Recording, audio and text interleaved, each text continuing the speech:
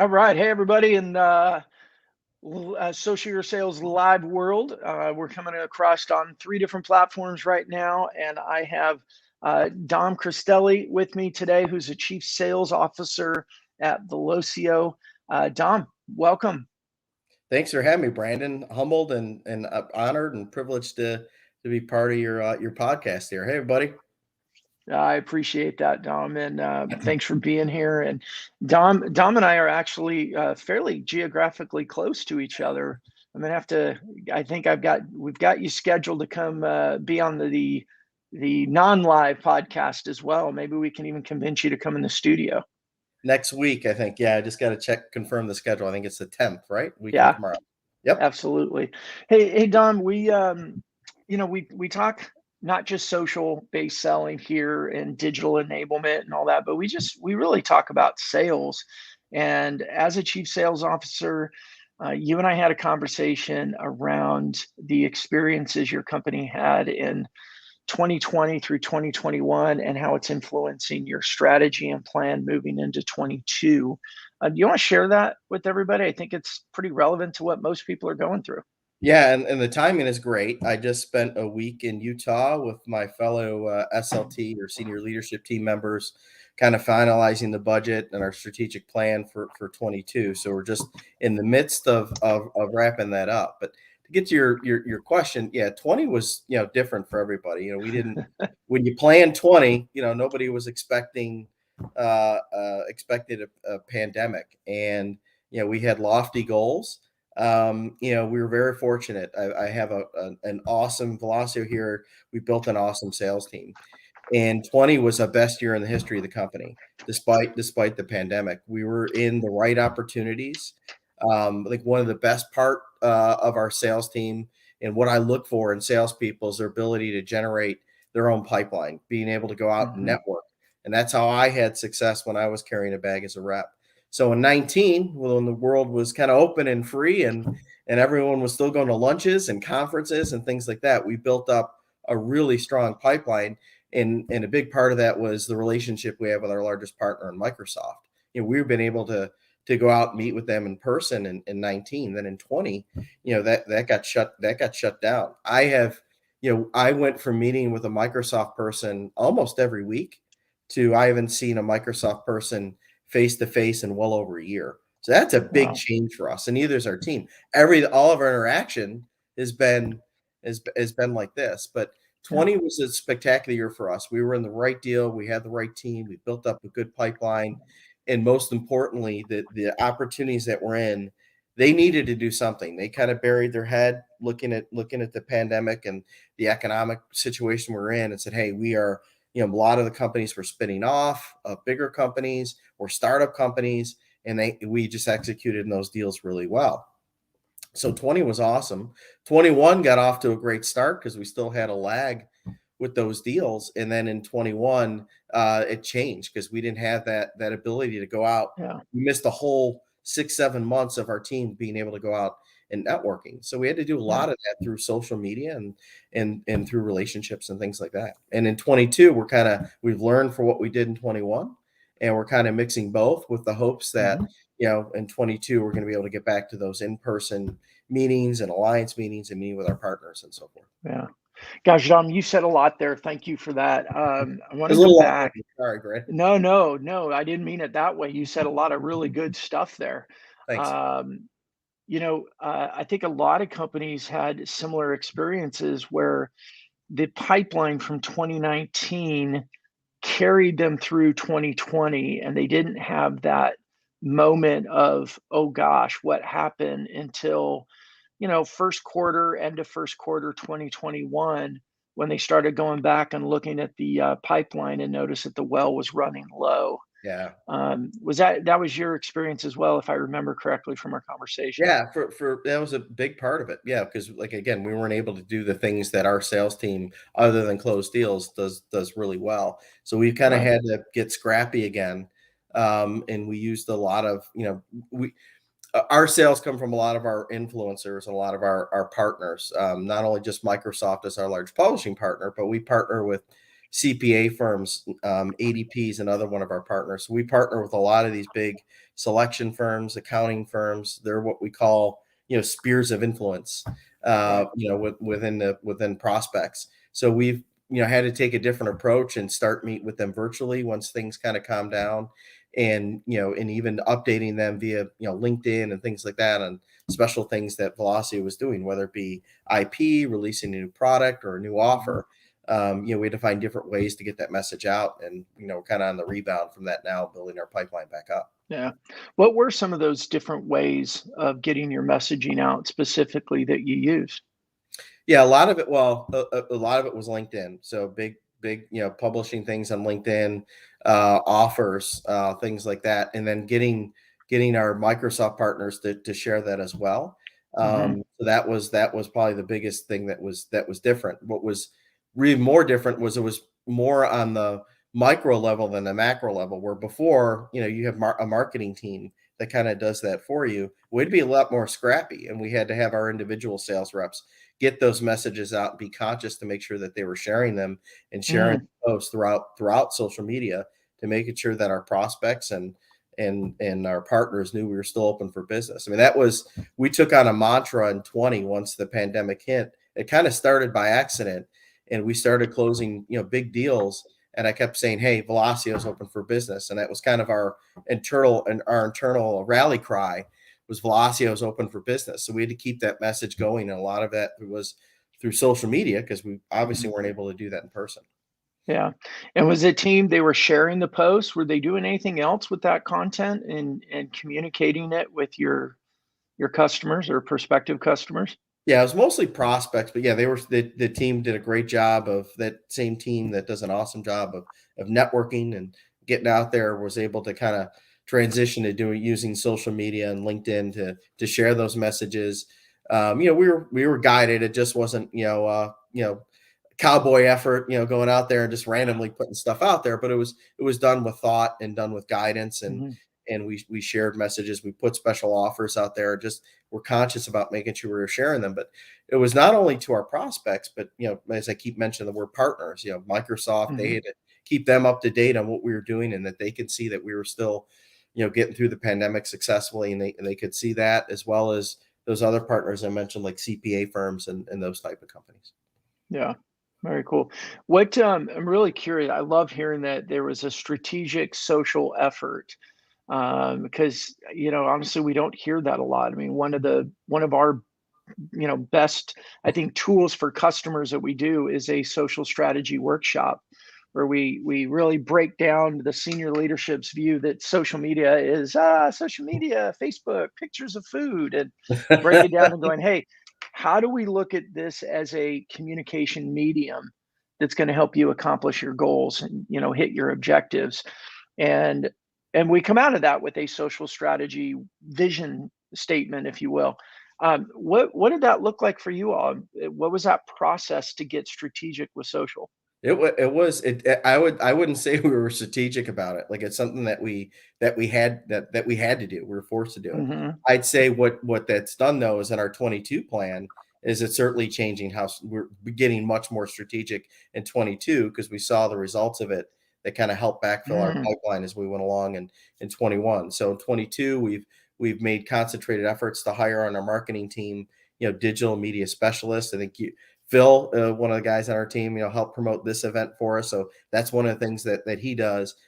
2 years ago, we probably wouldn't have done that. It would have just been me sharing that. But Right. we've got more strategic on that message, and what we're sending out there. And even recently, I'm seeing more stuff come out of our marketing department on almost on a daily basis, on offerings and on sharing who Velocio is.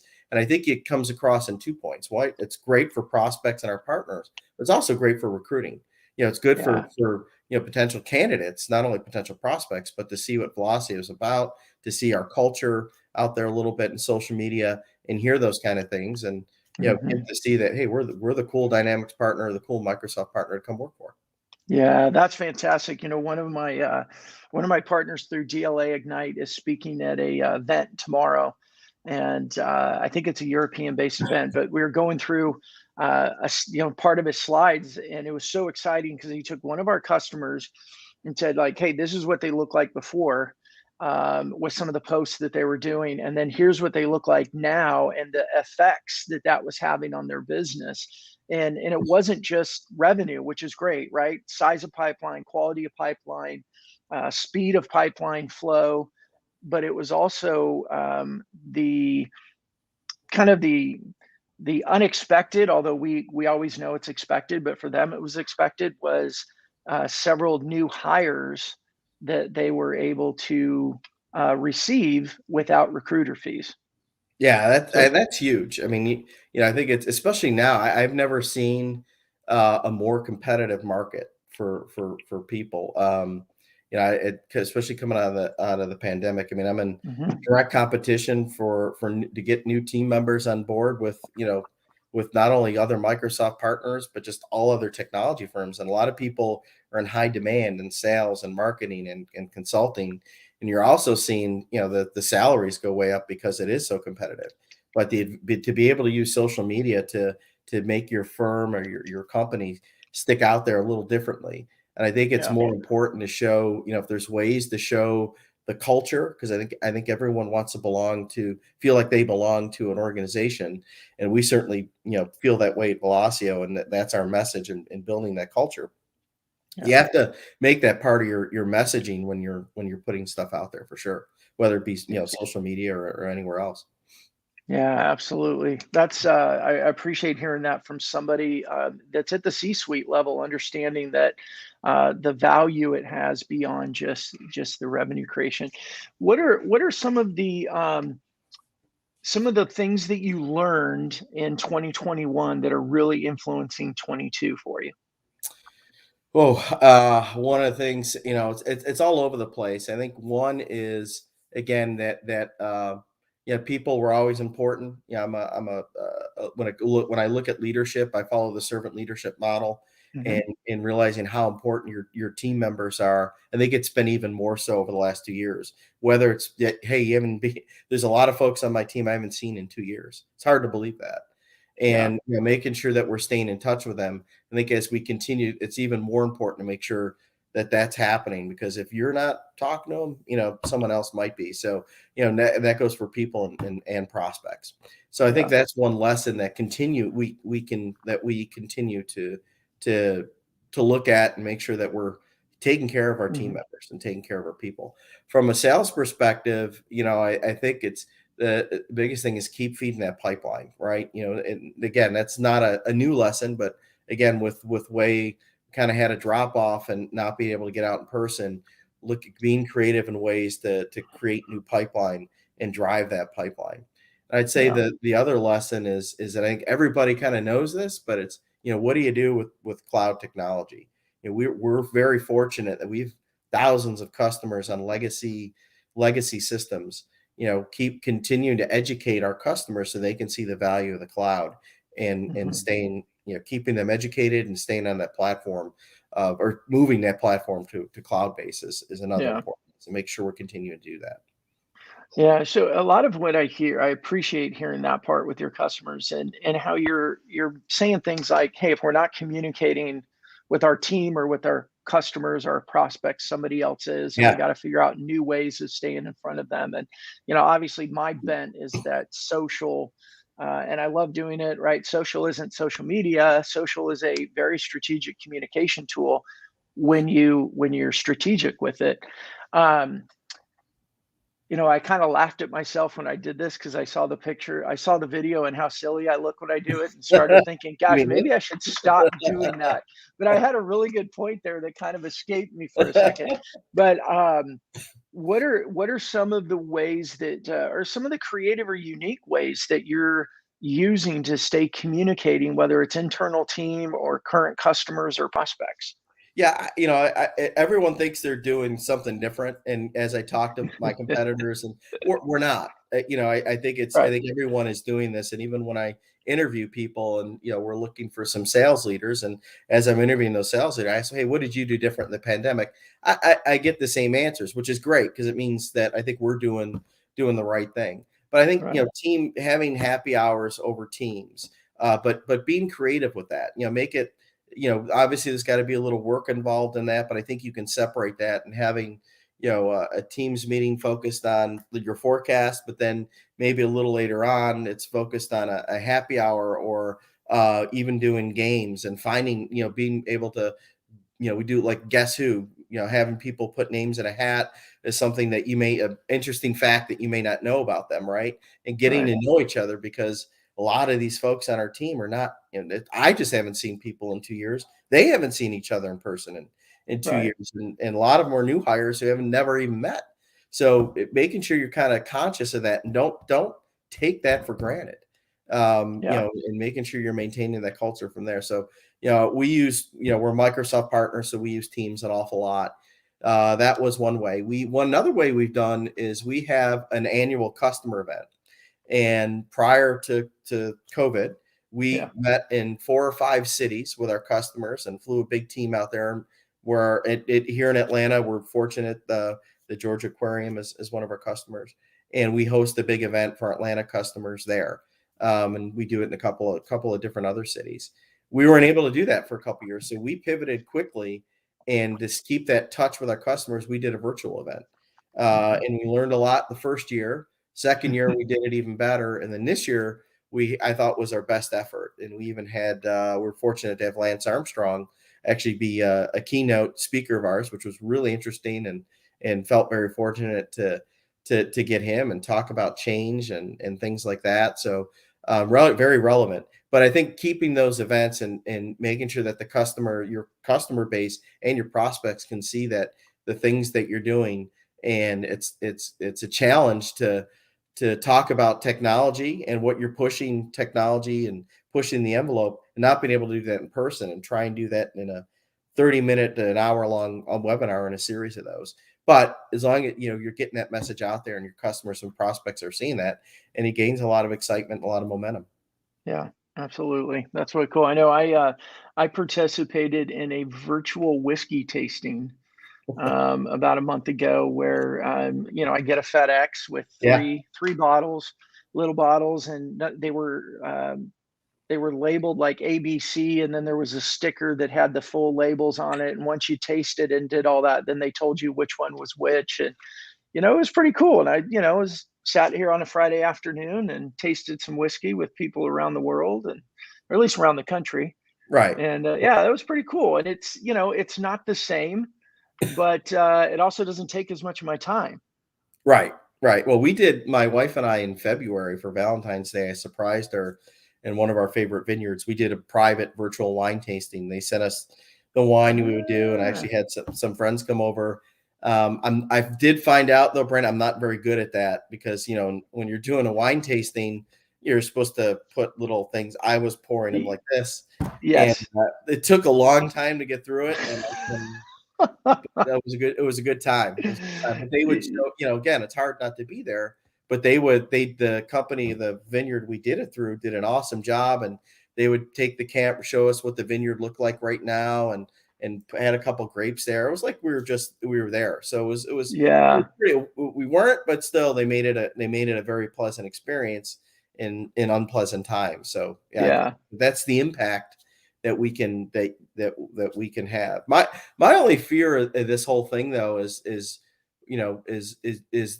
we are going to come back, and what's that going to be? I know, like, even now I haven't traveled as much as I used to be, and I'm hesitant. Like, I don't want to travel anyway. I'm used to being Yeah. home, right? I get out and do it, but I'm Yeah. nervous to see what that's going to be. Are people going to be excited to go to conferences and do these things again because Yeah. we haven't in so long? Or is it going to be, I'm so used to this virtual thing, I like that Yeah.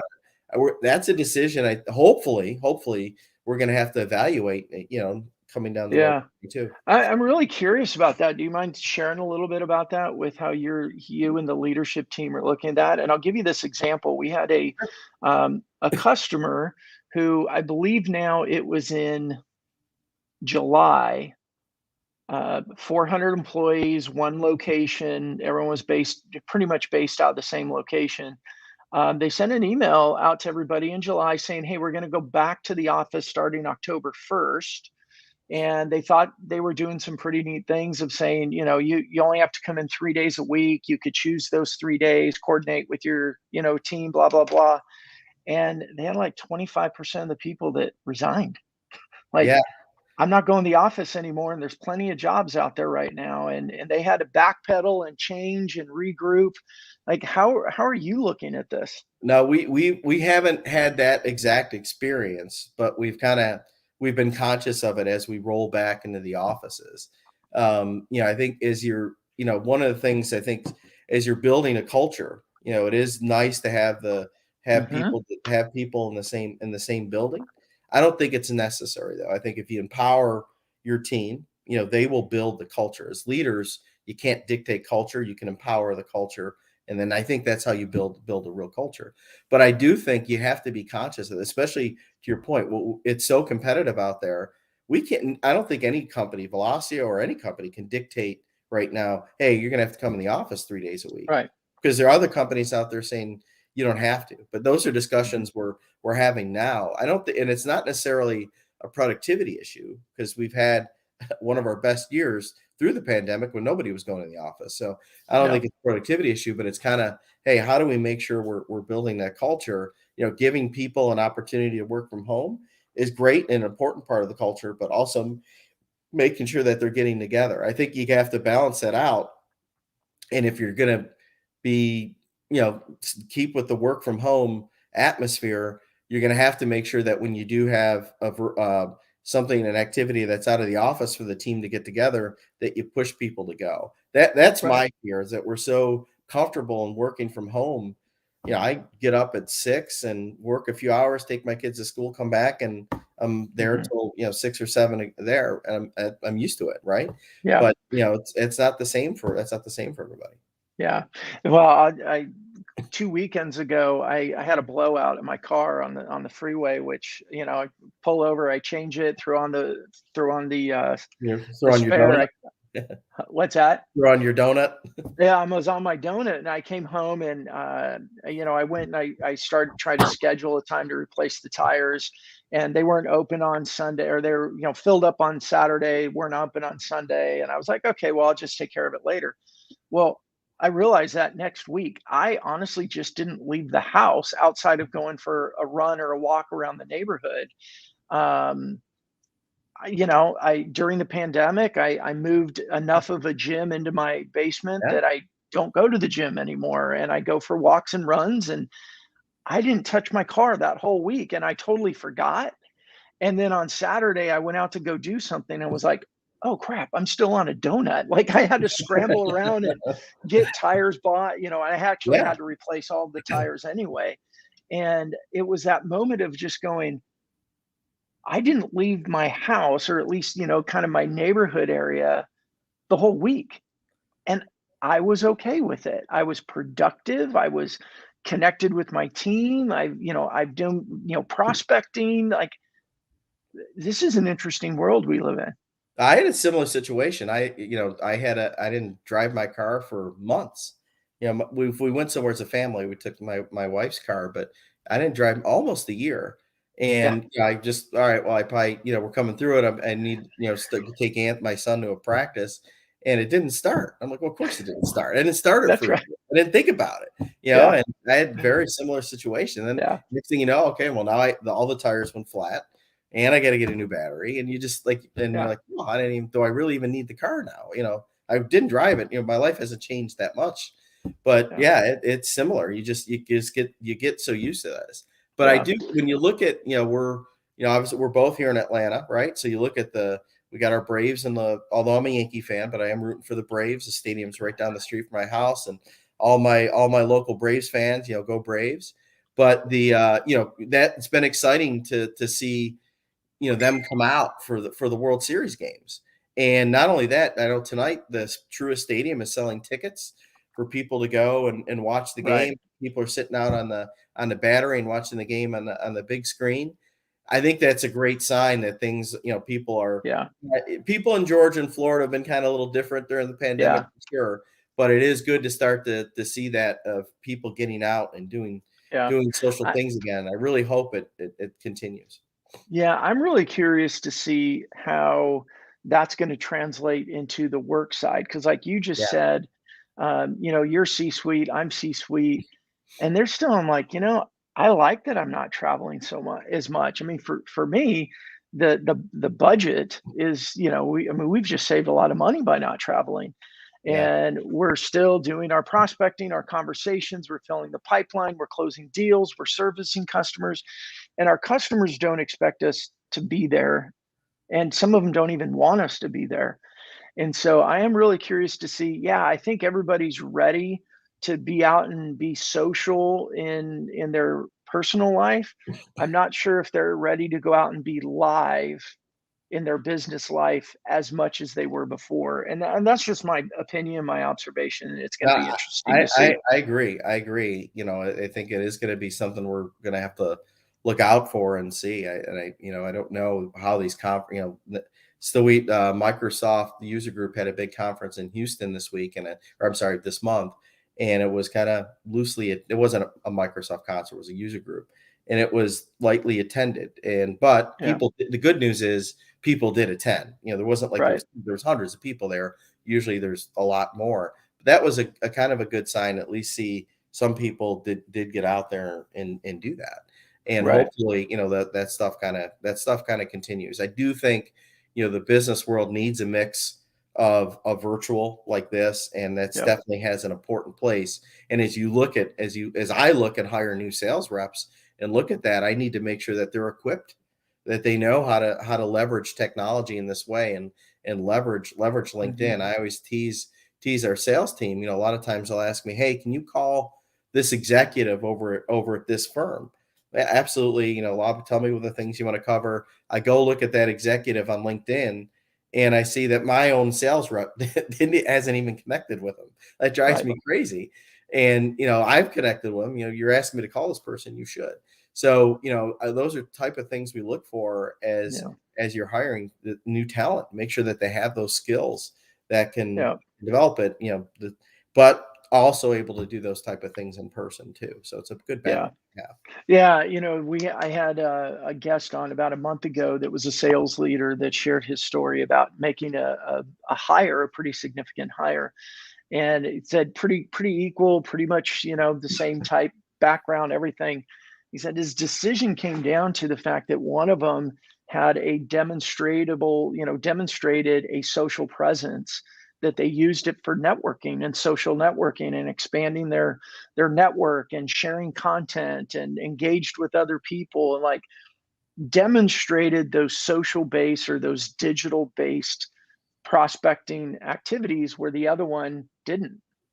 And so that was a decision, that these are modern skills that um, you can actually see whether they're actually doing them or not. um, so you're not hiring somebody and then going, okay, how are you going to use LinkedIn? Or, they go, oh, yeah, I use LinkedIn all the time, but you can see how they're actually using it.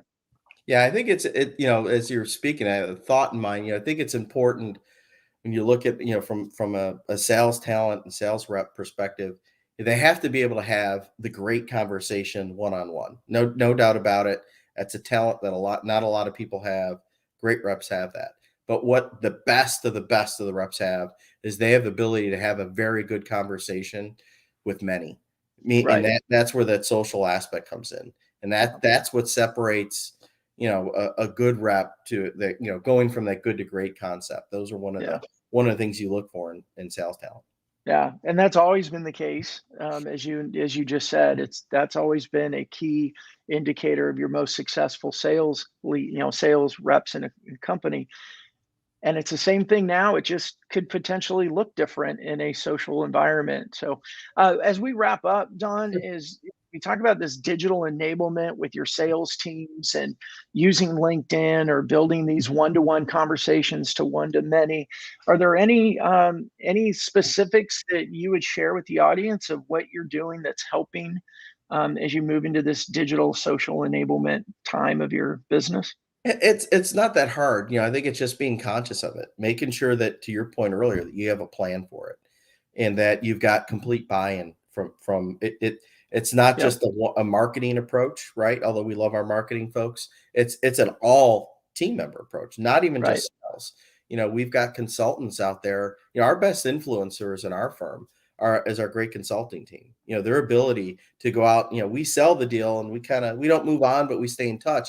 But the day-to-day relationship is with our consultants, and they become trusted advisors. So we have to make sure Right. that they're bought in too, because they may see a message from me, or a customer or prospect may see a message from me, and they're like, it's just another sales guy shooting his mouth off, and I'm doing Yeah. now, shooting his mouth off and having a message out there. But when it comes from someone who they trust and they see on a day-to-day basis, like, maybe I do need to talk to Velocio about the cloud or Yeah. migration or Azure or one of those services, versus just the sales guy saying, hey, we have all these Yeah. things. So I think Well, the lesson is it's a team buy-in, it's yeah. organizational buy-in. Yeah. Well, and I would say there too is, let's shift some of the things that what sales is saying then. If they're just saying sales oriented stuff and it's not It's a great capturing point too. Yeah. prospect attention, they could say the same thing that the consultants say. You get some shifts in there. Well, Dom, thank you so much for being a guest. Do me a favor. Will you tell everybody how they could find you and tell them about your company and what you do? Yeah. So real quick. So you can find me on LinkedIn and Facebook, just Dominic Cristelli. You can look me up. I am, as Brandon mentioned, the Chief Sales Officer at Velocio. We are a large Microsoft partner. We focus on their ERP and sales solutions, which is known in the market space as D365, but we are a complete partner when it comes to Microsoft. So I make a joke, we do everything but Xbox. So you're thinking of Office 365, M365, Azure, Cloud, CRM, ERP. We're your partner. And if you're a smaller Microsoft partner out there listening, we actually help manage other smaller partners from Microsoft through our indirect partner network. So feel free to reach out to me that way. But it's just D Cristelli. You can see my name there. D Cristelli at Velocio.com is the best way to reach me, or find me on LinkedIn and shoot me a message. And I met you as Dom, and I keep saying Dom, but No, that's fine. It's a funny story. So real quick, when I moved, I grew up in New York. Dominic is a pretty common name. Was my dad's name, so it wasn't a big deal. I moved to the South, and I introduced myself as Dom, and everyone calls me Don. So then I say Dominique, and then I say no, it's Dom, and then everyone calls me Dominique. So I'm very deliberate. It's a habit I've grown into. I'm very deliberate when I introduce myself. I always introduce myself as Dominic, but my friends, my family, they all call me Dom. Dom is perfectly fine. Thanks for excellent. telling me that. All right.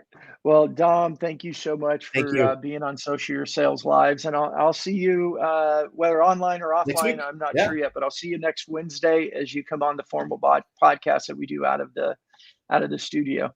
Awesome. All right. Thanks, Brad. Thanks so Thanks for the much for opportunity. coming. Thank you, everybody. Hey, if you have any comments, questions, insights about our conversation around digital enablement and the sales team, plop them down below or reach out to Dom and ask him, or you can reach out to me. We're both guys that like conversations. We're not hardcore sales guys by any means. We just like good conversation. So jump 100%. in and join us, and we'd appreciate it. All right, everybody. Have a Thank you. great day.